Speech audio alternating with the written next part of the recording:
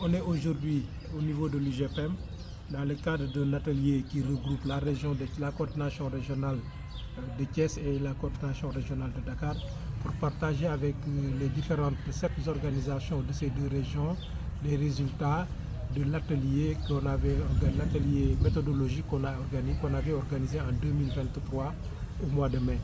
Et cet atelier, c'est aujourd'hui pour partager avec les associations l'importance du suivi, évaluation, prévision au sein de nos organisations et aussi d'en faire un instrument qui permet à tous les niveaux, l'exploitation familiale, le groupement, le village, l'association et la force, de recueillir et de collecter différentes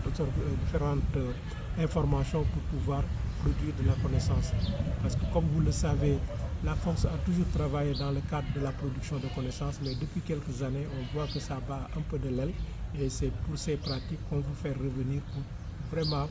mieux faciliter les échanges entre les groupements et surtout permettre à chaque association de prendre des décisions qui vont dans le sens des activités et qui peuvent aussi mieux accompagner ce que les organisations sont en train de faire. Et ce travail, on ne peut pas le réaliser sans un suivi. Et dans ce suivi, il y a effectivement l'implication de l'ensemble des acteurs des organisations, mais aussi de mettre en place un dispositif qui doit conduire donc tout ce processus de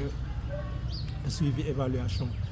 C'est pourquoi aujourd'hui on a organisé cet atelier pour atteindre les résultats tels que la compréhension commune du CEP, pour que tout le monde puisse comprendre ce que c'est que le CEP, le suivi, évaluation, prévision, quand on le dit,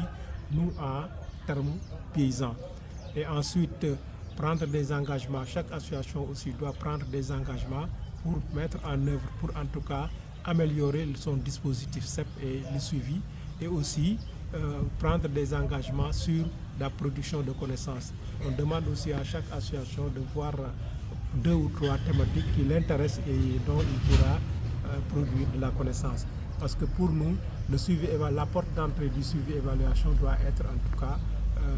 la production de connaissances qui peut servir l'association, mais qui va aussi servir les autres organisations membres de la FAM. C'est pourquoi c'est un atelier qui revêt en tout cas un intérêt capital pour les organisations paysannes. Mais au-delà de ces résultats, je pense que c'est aussi la retrouvaille. Parce que je pense que ça fait quelques années, on n'a pas eu occasion de permettre aux différentes organisations de la région de se rencontrer, de discuter et de faire vraiment une connaissance mutuelle des actions et des activités que chacune des organisations est en train de mener. Donc c'est pourquoi c'est extrêmement important ces genres de rencontres, parce que ça participe aussi à la redynamisation organisationnelle, à la vie aussi de l'organisation.